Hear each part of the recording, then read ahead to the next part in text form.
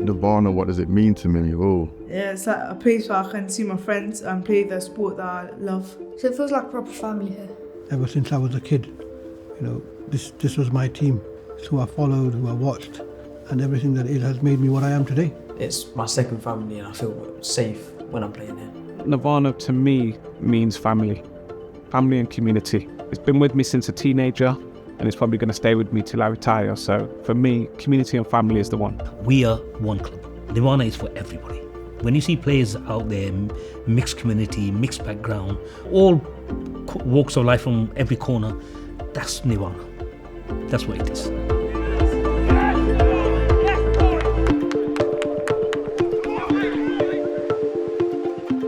So today, Nirvana is based in Hamilton. We've gone from Highfields to Hamilton, which is 4 miles away from our original location. But we needed to do that because in Highfields, there was no green grass to play on. So if you can imagine, we've got so many kids and all we want was green grass to play on. So we found this area and we decided to move here and we got a clubhouse built from the local authority. We're probably at our biggest stage in terms of the number of teams we've got. We've got 24 teams ranging from under 7s all the way through to adults. This season was our first ever in girls football, so we've got our first ever girls team at under 9s. So yes, we've come a long way from where we were. We've always provided for the same kind of community. We're open to all, and it's probably a true reflection of what Leicester is. You want to play football and you're passionate about it, you can come here and play football. And like I say, over 70 countries across the world we represent. So we've got people from Africa, South Asia, North Asia, the Caribbean, Ireland, etc. It's all about inclusivity. well, it's always been known to produce really good players, if I'm honest. They've gone on to do bigger and better things. That's one thing. With it being so diverse, it was unusual to have teams that diverse. So I think if you come across something what's unusual, it's more known. And I think that's a big factor to it, to be fair. We started in the inner city of Highfields and we've kind of provided for the majority ethnic minority community. Sometimes the opportunities for them is not the same others within the locality, so it's about ensuring that the club provides for all, and that's always been one of our remits, to use football as a vehicle to empower the people that are involved within the club. So I'm Emma Ling, I'm senior producer at Artreach, and we're working with Leicester Nirvana FC and Opal 22 on the Passing It On project. The idea of the project is to start consolidating and pulling together the really, really long and rich history, starting with Red Star in Highfields in the 1970s and 80s as a football team, working through its development into a youth club and the football club that it's become at Hamilton today. What we've been asked to do here is look at the history of this club, and I know a little bit about this club because I used to live not so far from where it first originated, and there's such a big history behind it, not just being a football club but being a space where people felt safe. My name is Tara Munro. I am the creative director of Opal 22. We've been asked to come in here to do some research and do the heritage part of the project. So we've been here today just interacting with the young people. See, we brought a lot of archives with us as well, some archives that we've got from the Leicester Mercuries, just looking at the story from the past and then asking the young people to come up with questions, look at stuff online and just really kind of piece together what they want to find out from the people that set up the club.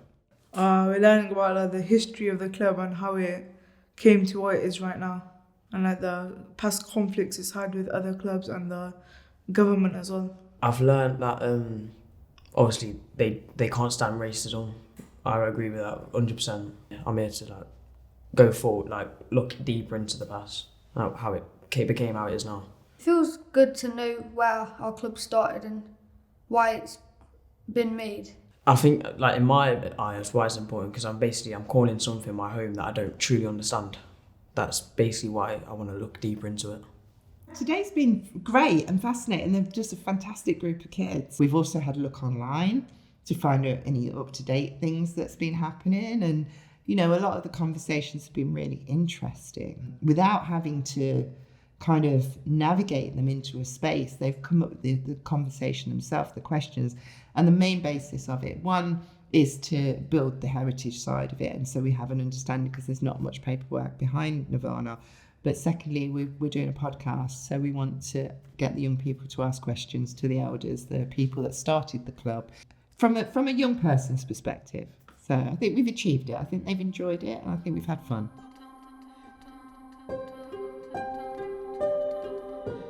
It was known as a political place. Even though it was a youth club and we were very successful as a youth club, it was known as a political uprising as well. So it made things difficult. Police used to sit outside on men's clothes. Organizations used to send people that looked like us into the youth club to find out what was going on. But Red Star and its membership wasn't against anybody. We weren't just going out there and causing trouble and all that kind of stuff. Yeah, we were good people. We're a good community. That's why so much people used to come in there and use it. But one thing that we did do is we stood up to racism and discrimination in whichever form that it came. I think Red Star created its own identity in terms of, being a space where young people could come and associate with each other. So that kind of created its own atmosphere and belonging. The organisation and individuals weren't scared to challenge things that they felt were important for themselves and for others. And I think Red Star created that atmosphere and opportunity for many, in many different spaces, of growing that belief that challenging is good. Facing the discrimination, facing it head on, challenging it head on is the right thing to do. And it built that safe space to allow many to do that over many, many years. I was a youngster when the club first started, but I was aware that, in the 1980s, the riots were taking place, and I remember seeing people running past my front door. And it was all about, brutality and discrimination and standing up for what you believe in and demanding your rights back then. And that's what the club was born out of. I remember the first game we played, we had a vast majority of white people watching us. We probably had 10, 15 supporters or from our community. There'll be hundreds of them. A lot of them will carry or have dogs with them. I remember the first time when I was threatened, it did frighten me, to be honest, when one of the guys shouted, "Go and get that Paki." He had a dog with him. And I looked at it, and it did scare me, but I pretended not to be scared. And I think that really upset me a lot. I think for days I was thinking about it, is it worth playing football? Because you're not endangering your life. You're at risk. We had car parked in a car park, and after the game, they kind of chased us. I think there were about 7 or 8 of our cars got damaged. They obviously smashed the cars, lights were smashed. Actually, we had to run for our life, to be honest. And I think with Red Star, we actually challenged it, and we actually, if there was a fight, there was a fight. If there was this, there was this. Whatever it was, we were ready to deal with. And sometimes at the football, not everybody was there, so you'd get a call coming into Red Star, and everybody would get there, and that's how it was. It was powerful, to see different views and opinions of how society was treating them, their families, us as a community. It was a powerful space. And it offered that safe space for individuals to be able to harness that, grow that, be able to learn new skills and to be able to challenge how they felt was right for them at that moment in time. It just felt that we were discriminated against from opportunity, employment, education, facility. They were all different for other areas compared to Highfields, and Red Star kind of emphasised that and then allowed a space for individuals to grow that out in whatever means they wanted to, through music, through arts, through football, through political means. It was great. Yeah, it was wonderful. Challenging, but wonderful. This part of the Passing It On project is a photography exhibition that we've commissioned. We wanted to capture players from past, present and future Nirvana teams, and we took photos of them in various settings around the city, at their original club on Melbourne Road in Highfields, some of their old pitches, and also here at their present location in Hamilton. So today I've been doing a shoot with Leicester Nirvana. We have been shooting with different generations of the team, so people that began the team, people that are playing in the team at the moment, both the senior team and the junior team. And we've been getting a range of group shots and single shots to tell the whole story of the whole history of the team up until the present day.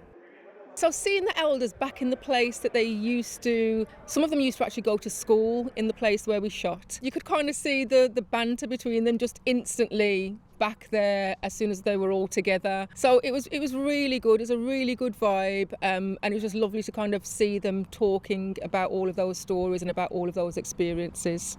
A lot of memories in different locations across the city. You know, Red Star is one of those locations which everybody remembers, and the club was born out of that. Spinney Hill Park, a lot of the older people remember training there. Evington Park, Victoria Park, a lot of the parks we played on because that's all we could do back then. Even Hamilton is a park, but we've been able to work it so it works for us. But it'll mean a lot for people to see those areas, and it'll mean a lot for people to visually kind of have that memory of the places we used to play as when we were children. So how I feel about my photography being part of the exhibition and telling the story of Leicester Nirvana is it's always an honour for your work to be printed and on display, and that's for any type of exhibition. I think we're in a kind of time where so much work is digital and doesn't leave screens and doesn't leave social media, that when you can actually see it printed and on a wall and actually see people coming to enjoy that artwork and look at the images on the wall, it just feels like a real privilege to kind of be part of that. I can't wait to see the copy that goes with the images where it tells the stories of each of the individual people I've shot, because I don't know their stories. It'll be exciting for me to see as well, to see, oh, that person that I photographed, this is his story or her story for some of the young women that I photographed. So that will be really good to see. So the Passing It On project, what we're doing now, is all about creating this legacy for the club. A lot of people, we've moved away from our home. You know, we've got half our cohort that comes from different areas, half that comes from Hamilton, where we live, where we are now. And we just want everybody to understand that journey. So, you know, the Passing It On project is about creating a legacy, remembering and celebrating where we came from and that journey and that struggle and them challenges it took to get here today. Our parents did all the hard work. They actually laid the foundation for us. And I think we've done exactly the same in football. We laid the foundation for our young generations to come up, take the club to the next level. One thing it's done is brought the community closer together, and it's given a platform for thousands of people to develop outside and inside of the game, which is a wonderful achievement. When you see players out there, mixed community, mixed background, all walks of life from every corner, that's Nirvana. That's what it is. Red Star and Leicester Nirvana is more than just a football club. There's more to it. It's not just about football. It's about life, the struggles, and it's now, you know, a club which represents everybody.